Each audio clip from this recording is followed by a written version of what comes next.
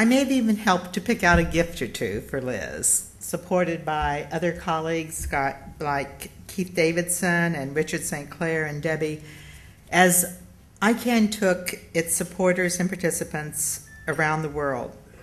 Because Liz had worked in my community, internet and e-commerce, or perhaps because I worked in her community. Wait, I'm older by a hair. And because of my deep commitment in advancing the leadership of the private sector in how we should govern the internet, Liz and I became fast friends, and we interacted online and even occasionally by phone. And then Liz came to Rome to the ICANN meeting with Henry, and we had the occasion to interact more deeply in a phenomena that, if you haven't experienced it yet, called the ICANN Public Forum. It's quite unique. And we found that we enjoyed and agreed on so much. Then New Zealand volunteered to host an ICANN meeting, and Liz and I began to enact even more online, via online chat. And I described to her my concerns about how the developing countries were being basically sold a bill of goods during the World Summit on the Information Society, and how the real impact of the role of ICTs in affecting development were being hijacked by political arguments.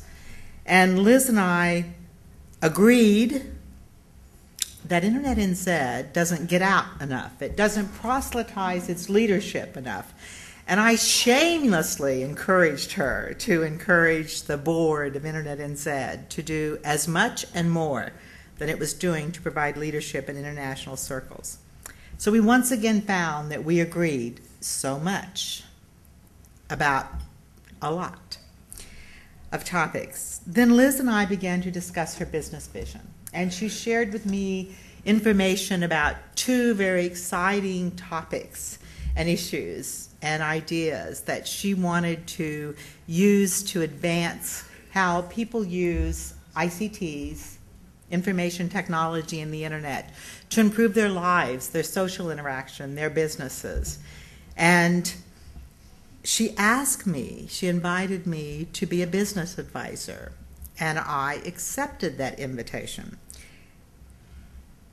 She asked me to advise her in particular regarding how to take brain fuel into the international arena. Liz saw brain fuel as a way to build capacity, to help people to learn about technology in a way that they're truly comfortable with it, so that they use it to advance their own entrepreneurism, to advance the decisions that they make, to advance the people that they interact with, to advance the content that they can reach. Through these interactions, Liz captivated my interest. She engaged my enthusiasm with hers. And she drew me into believing the vision that she lived and embodied. So we agreed that I would help her explore taking brain fuel into international markets. And then we found we didn't agree on everything. So there had to be so many interactions by email, by phone, lots of late night for me, midday for her, communications and interactions. So I might be pouring wine while she was pouring coffee. We were jointly interacting at different ends of our days as we planned and worked on her business objectives. And I found that Liz is one of those rare souls that every one of us has been touched by through knowing Liz. Someone who can take you to her heart. Someone who is generous with herself. Everyone in this room, her family, her children, Peter, so many of you in New Zealand, and others in other parts of the international community of the internet, have benefited from her warmth, her genuineness, her energy, her commitment, and her vision, as did I. And I miss her, like all of us. But the continuation of Liz's vision is why we're here tonight.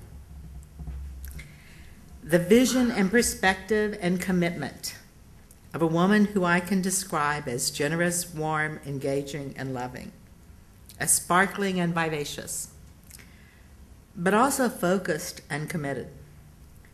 Liz's vision of encouraging internet entrepreneurism and the positive uses of the internet, of keeping the internet as open and transparent as possible,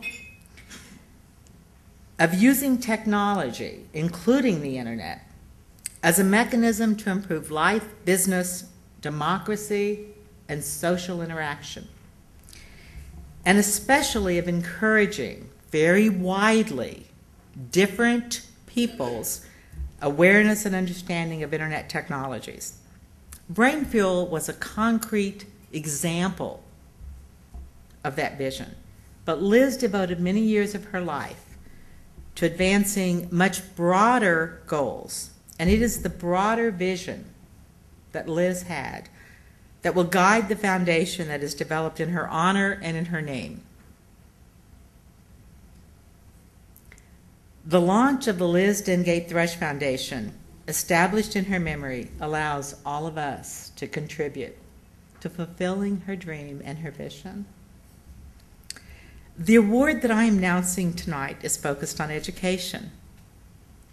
This award will focus on the best New Zealand education product or service provided on the internet. The category is flexible and will include anything from the educational sector. Education, as we know, encompasses both teaching and learning of knowledge, skills, technical competency, and proper conduct, both formal teaching and informal teaching, or skills development, such as Brain Fuel, embodies as an online learning program, and all of these can be encompassed in this award capacity, this category. The right to education has been declared by the United Nations as a fundamental human rights in its 1996 Article 13.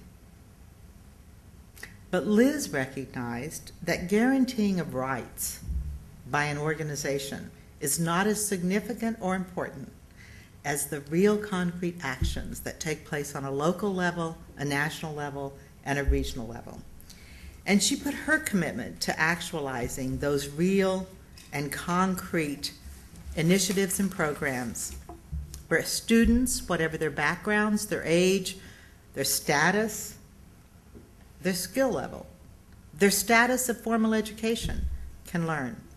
So educational services could be online learning programs, moving standard learning materials into an online and interactive learning environment. It could be developing and setting standards for learning and teaching in the digital world about a wide and vast and diverse range of subjects. It could be developing online skills. It could be creatively teaching how to coach and how to mentor and how to educate online. It could be advancing learning management systems and more that will be defined by the trustees. Tonight, I join with Liz's friends, her family, her internet community, all of you, as far-flung as that may be, to make a commitment to the fulfillment of her vision through the work of the foundation.